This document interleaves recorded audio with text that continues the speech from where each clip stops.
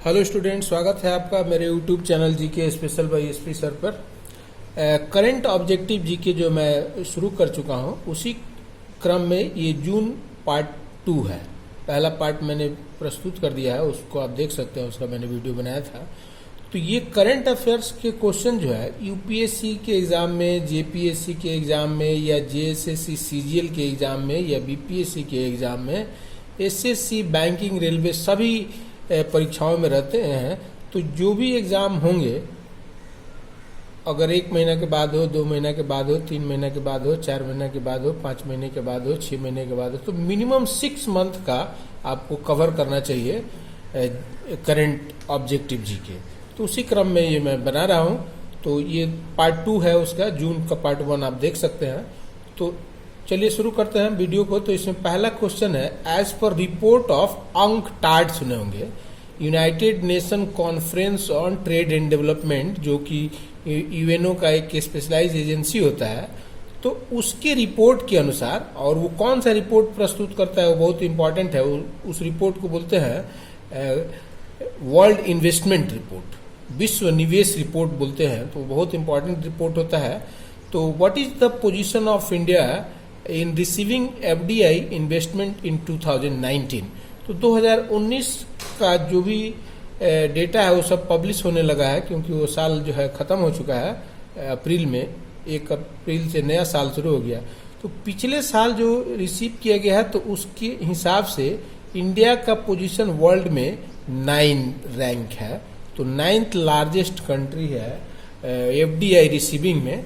तो ये बहुत इंपॉर्टेंट है, आपको जानते रहना चाहिए। तो अकॉर्डिंग टू अंकटाड का रिपोर्ट, और उस रिपोर्ट को बोलते हैं वर्ल्ड इन्वेस्टमेंट रिपोर्ट। ये भी क्वेश्चन पूछता है कोई भी एग्जाम में, देखिएगा कि विश्व निवेश रिपोर्ट कौन जारी करता है। तो उसके रिपोर्ट के अनुसार भारत जो है $51 बिलियन, 51 अरब डॉलर का जो है एफडीआई रिसीव किया है 2019 में। आप देखे होंगे कि भारत सरकार का जो रिपोर्ट है उसके अनुसार मैंने वीडियो बनाया था, तो उसमें 49.57 बिलियन डॉलर के आसपास था। तो इस तरह से भारत का पोजीशन जो है 9th लार्जेस्ट कंट्री है वर्ल्ड में और एफडीआई रिसीव करने में। और इसके पिछले साल लास्ट ईयर जो है $42 बिलियन था, 42 अरब डॉलर था। तो उसमें रैंक जो है इंडिया का था 12th। तो अब जो है भारत का रैंक सुधर के हो गया है 9th हो गया है। तो ये क्वेश्चन बहुत इंपॉर्टेंट है और ये रिपोर्ट भी बहुत इंपॉर्टेंट है। और इस ऑर्गेनाइजेशन का हेडक्वार्टर कहाँ पे है, तो जिनेवा में है। अंकटाड का हेडक्वार्टर है जिनेवा में। और इसके सेक्रेटरी जनरल को कौन है एट प्रेजेंट, तो मुखिसा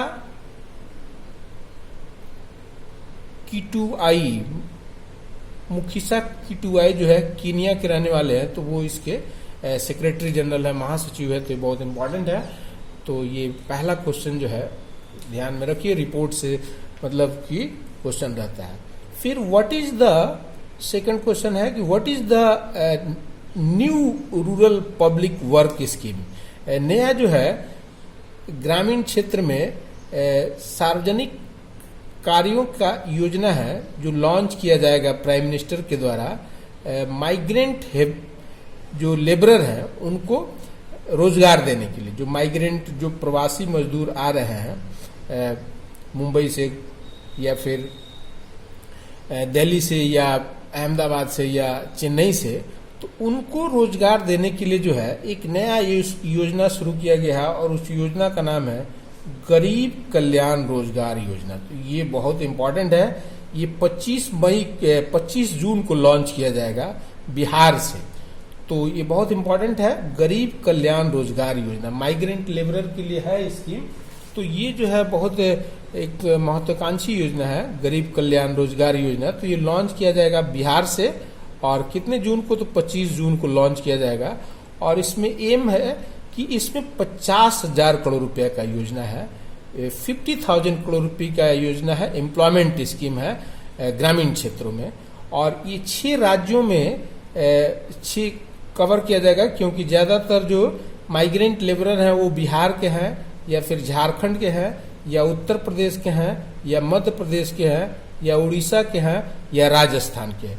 तो ये 6 राज्य के लिए योजना है, देश के सभी राज्यों के लिए नहीं है, बल्कि 6 राज्यों के लिए है। और 6 राज्यों के इसमें कितने डिस्ट्रिक्ट कवर होंगे, तो 6 राज्यों के डिस्ट्रिक्ट कवर होंगे लगभग 116 डिस्ट्रिक्ट्स को जो है। और इसमें रोजगार दिया जाएगा, 125 दिन का रोजगार दिया जाएगा, जैसे मनरेगा में 100 दिन का दिया जाता है। तो इसमें जो है आपको जो बताया जा रहा है कि ये जो है गरीब कल्याण योजना जो है ये गरीब कल्याण रोजगार योजना, रोजगार देने का योजना है। तो ग्रामीण क्षेत्रों में जो है इसमें पंचायत भवन बनाने का काम, स्कूल का बिल्डिंग बनाने का काम, या फिर आंगनबाड़ी जो केंद्र होता है वो बनाने का कार्य, या फिर हॉर्टिकल्चर का काम, वृक्षारोपण का काम, ये सब काम जो है ग्रामीण क्षेत्र में किया जाएगा। तो ये बहुत इंपॉर्टेंट योजना है, इस पर मैं अलग से वीडियो बनाऊंगा। तो ये आपका हो गया दूसरा क्वेश्चन। फिर थर्ड है what is the tax GDP ratio, मतलब जो जीडीपी है आपका, उसमें जो सरकार टैक्स कलेक्ट करती है, जो सरकार का इनकम का सोर्स होता है, उसका रेशियो पूछ रहा है फाइनेंशियल ईयर 2019-20 में। तो उसका 1920 में देखिएगा कि लगातार टैक्स कलेक्शन में कमी आ रहा है। तो टैक्स जीडीपी रेशियो मतलब जीडीपी जो टोटल प्रोडक्शन का मनी वैल्यू होता है, जो आपको हम अभी बताए होंगे कि लगभग 200 लाख करोड़ है। तो 200 लाख करोड़ में जितना सरकार टैक्स वसूल कर रही है उसी को बोलते हैं। तो ये 18 था, उसमें टैक्स जीडीपी रेशियो 11.22% था, जो फिर घट के हो गया 10.47%। और 1920 जो क्वेश्चन पूछ रहा है उसका आंसर हो जाएगा 9.88% जो है ये हो जाएगा। तो लगातार घटते जा रहा है टैक्स जीडीपी रेशियो, मतलब सरकार के टैक्स कलेक्शन में क्या है, लगातार कमी होती जा रही है। तो ये भी बहुत इंपॉर्टेंट क्वेश्चन है।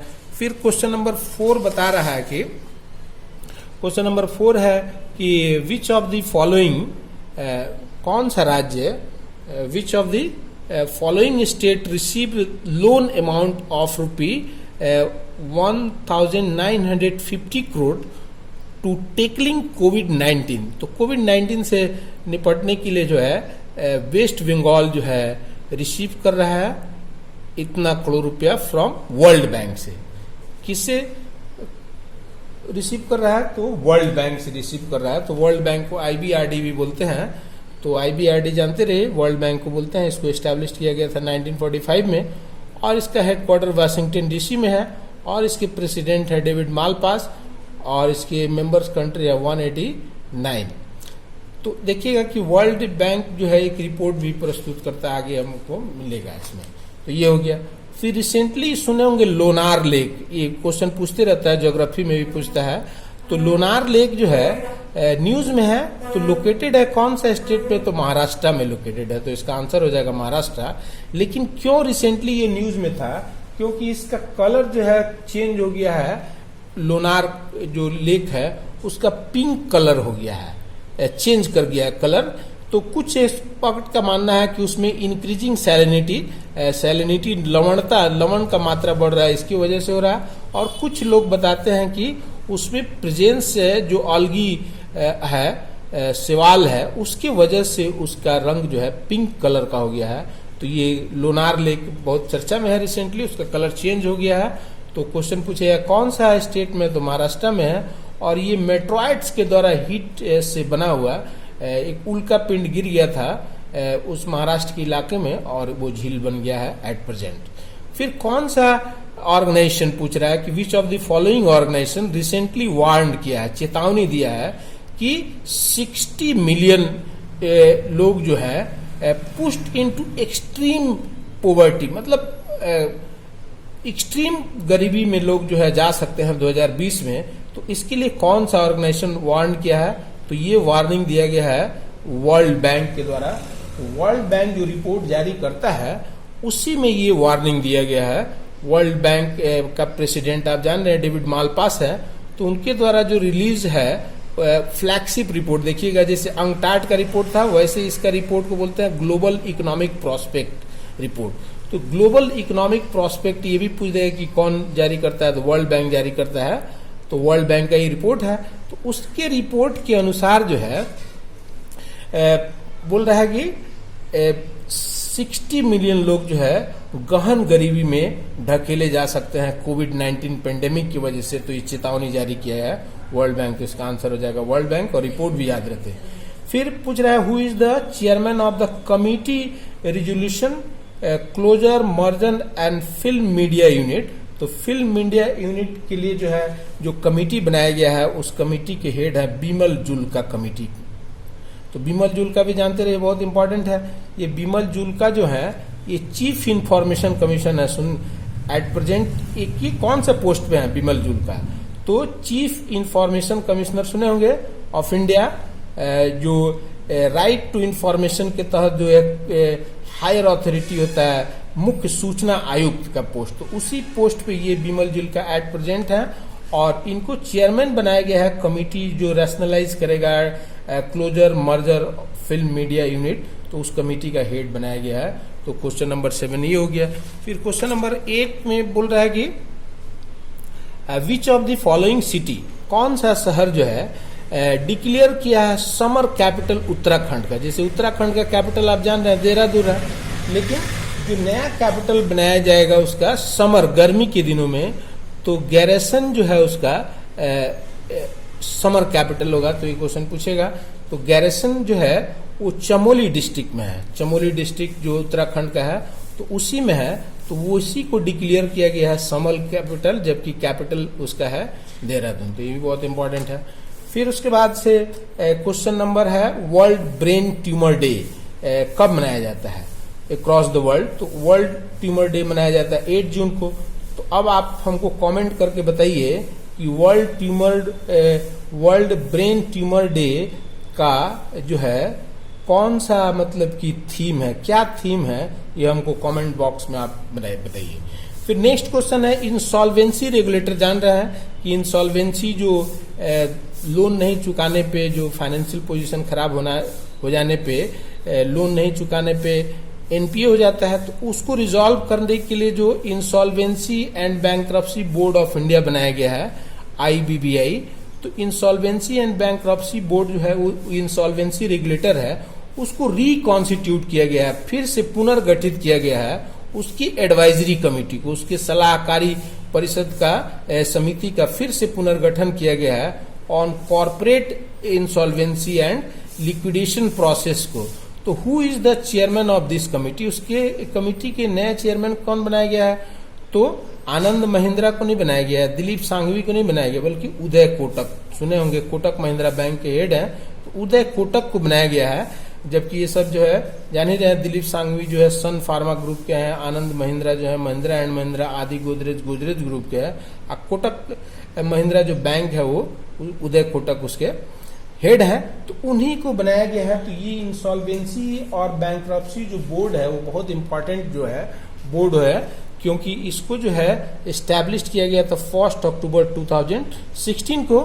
इंसॉल्वेंसी एंड बैंक्रप्सी जो कानून है 2016 का, उसके तहत जो है ये इंसॉल्वेंसी रेगुलेटर है और इसका हेडक्वार्टर नई दिल्ली में है और इसके चेयरमैन है मिस्टर MS साहू। तो इस इंसॉल्वेंसी बैंक्रप्सी जो बोर्ड ऑफ इंडिया है उसका एडवाइजरी कमेटी का जो रिकॉन्स्टिट्यूटेड कमेटी है उसके चेयरमैन बनाया गया उदय कोटक।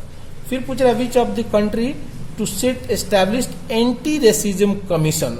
अब सुने होंगे जो नस्लवाद है वो अपने चरम पे है अमेरिका में, और अमेरिका में जॉर्ज फ्लॉयड के मृत्यु के बाद अमेरिका के द्वारा नहीं बल्कि ब्रिटिश प्राइम मिनिस्टर के द्वारा बोरिस जॉनसन के द्वारा अनाउंस किया गया है कमीशन जो देखेगा रेशियल इक्वालिटी, प्रजातीय जो समानता है उस पर विचार करने के लिए जो है ये कमिटी एस्टैब्लिश करने का बात कहा गया है। तो किसके द्वारा? तो आंसर इसका हो जाएगा यूनाइटेड किंगडम, ब्रिटेन के द्वारा किया गया है, न कि यूनाइटेड स्टेट्स। जबकि ये जॉर्ज फ्लॉयड की जो पुलिस के द्वारा हत्या की गई थी, जिसके चलते जो है पूरा अमेरिका में उबाल आ गया था, तो ये नाम याद रखिएगा, बहुत इंपॉर्टेंट है और ये अमेरिका की घटना है। तो उससे प्रेरित होकर के कि रेशियल इक्वालिटीज हो उसके लिए। फिर उसी तरह से गालवान वैली सुने होंगे, गालवान जो अभी चर्चा में है, जहाँ पे 20 भारतीय सैनिक जो है अपना शहादत दे करके इसको बचाने का प्रयास कर रहे हैं। तो ये गालवान वैली जो है रिसेंटली न्यूज में है, तो लोकेटेड है कौन सा इंडियन स्टेट या यूनियन टेरिटरी में? तो लद्दाख में ये है, तो लद्दाख में है।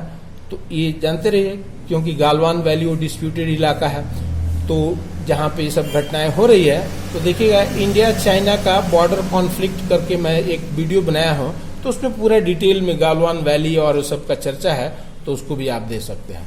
फिर पूछ रहा है who is the chairman of the committee to reconstitute, मतलब पुनर्गठित किया गया है committee welfare of freedom fighter के लिए। तो फ्रीडम फाइटर के लिए जो कमिटी रिकॉन्स्टिट्यूट किया गया है उसके चेयरमैन बनाए गए हैं जी किशन रेड्डी।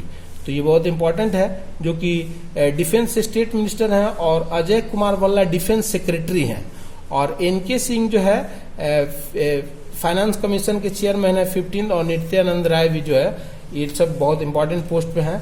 फिर पूछ रहा है who is the prestigious world food award, सुने होंगे, वर्ल्ड फूड अवार्ड 2020 का दिया गया है डॉक्टर रतन लाल को, जो इंडियन अमेरिकन साइंटिस्ट है। तो ये बहुत इंपॉर्टेंट है, वर्ल्ड फूड अवार्ड जो है विश्व में जो खाद्यान्न की समस्या है उसके निदान के लिए काम करने वाले वैज्ञानिकों को ये दिया जाता है। तो भारतीय अमेरिकी मूल के ये रतन लाल को ये अवार्ड दिया गया है, तो बहुत इंपॉर्टेंट है। फिर Shridhar Shenoy passed away recently, वो हाल में उनका देहांत हो गया। तो कौन से स्पोर्ट से रिलेटेड है, तो वो हॉकी के कोच थे, हॉकी फील्ड से कोच थे। तो इस तरह से 15 क्वेश्चंस का मैंने सिलेक्शन किया था, तो इसमें बहुत सारे इंपॉर्टेंट प्रश्न हैं, तो ये सब आने वाले परीक्षाओं के लिए बहुत उपयोगी है। तो वीडियो देखने के बाद जो है लाइक सब्सक्राइब करना मत भूलिए। बार बार ये चीज़ मैं नहीं करता हूँ, लेकिन फिर भी आपको ये समझना चाहिए कि ये सब जरूरी चीज़ें हैं। और ये मोबाइल में जो है हमेशा इसको ऐसे पूरा देखिएगा तो पूरा ये स्क्रीन पे दिखाई देता है, पूरा छोटा सा दिखाई देगा, तो उसको जो है किसी तरह से उपाय करके उसमें देखिएगा, उपाय है जिसमें पूरा स्क्रीन में ये वीडियो दिखने लगता है। तो पूरे स्क्रीन में देखिएगा तो ज़्यादा फायदा है, वो दिखाई भी देता है और आवाज़ भी साफ सुनाई देता है। तो ऐसे आवाज़ तो सुनाई दे ही रहा है, लेकिन उसमें दिखाई देगा क्लियर। तो चलिए, वीडियो देखने के लिए बहुत बहुत धन्यवाद। मेरे अगले वीडियो का इंतजार कीजिए। नमस्कार।